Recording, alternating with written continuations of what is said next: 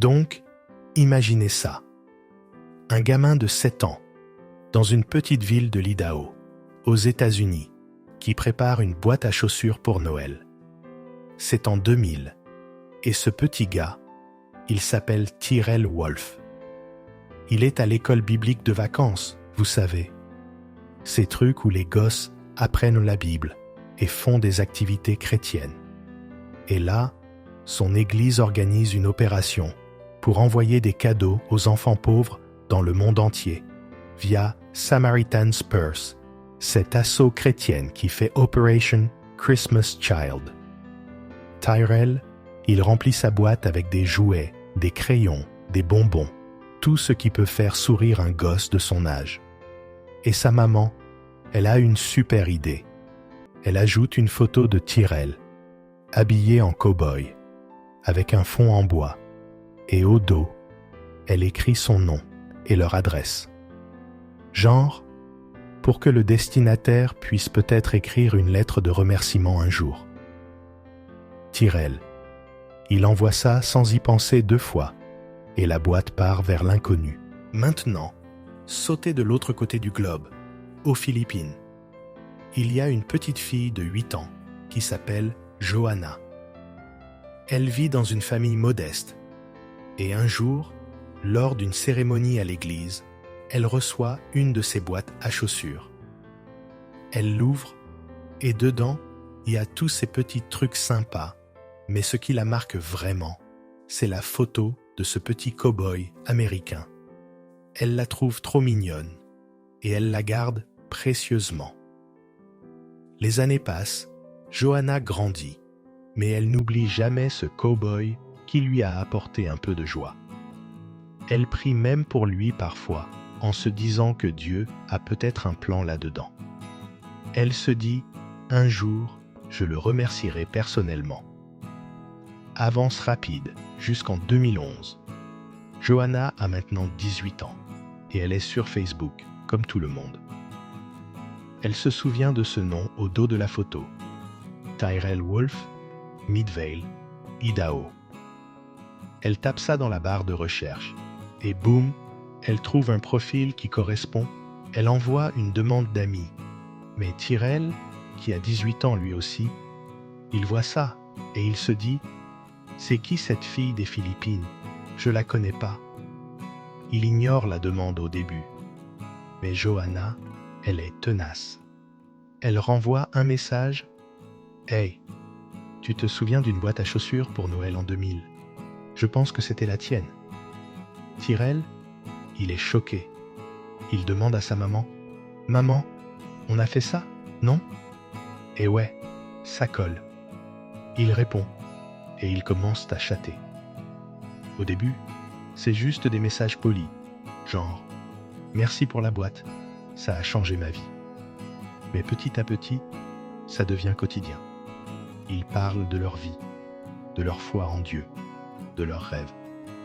Tyrell, il est élevé dans une famille chrétienne, avec des valeurs solides, ranch, animaux, travail dur. Johanna, elle est pieuse, elle prie beaucoup, et elle voit dans cette connexion un signe divin. Ils se confient l'un à l'autre, partagent des versets de la Bible, parlent de comment Dieu guide leurs pas. C'est pas juste du flirt, c'est une amitié profonde, ancrée dans la foi. Pendant 1 an et demi, ils chattent tous les jours, et ça grandit en quelque chose de plus fort. Tyrell se dit, c'est pas un hasard. Dieu nous a connectés comme ça. Mais bon, les mots sur un écran, c'est bien. Mais Tyrell veut plus. Il économise pendant des mois. Il bosse dur sur la ferme de son père. Et il achète un billet d'avion pour les Philippines. Imaginez, un gars de l'Idaho qui n'a jamais quitté les États-Unis, qui atterrit à Manille après un vol interminable. Son cœur bat la chamade. Johanna l'attend à l'aéroport. Et quand il la voit, avec son grand sourire, il sait, c'est elle. C'est un miracle de Dieu. Ils passent 10 jours ensemble, à se balader, à prier ensemble, à rencontrer la famille de Johanna. Tyrell est nerveux, mais il sent que c'est béni. À la fin du voyage, il se dit « Je dois revenir, c'est pas fini ». Et il revient, 2 fois de plus l'année suivante. La distance est dure. 12 heures de décalage horaire. Des appels Skype qui plantent. Mais leur foi les porte.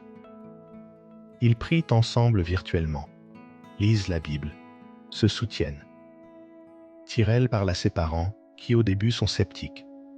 Une fille des Philippines? T'es sûr? Mais il voit comment Dieu est au centre de tout ça. Johanna, de son côté, prie pour que ses parents acceptent. Et lors d'un voyage, Tyrell demande la main de Johanna à son père. En tagalog, s'il vous plaît.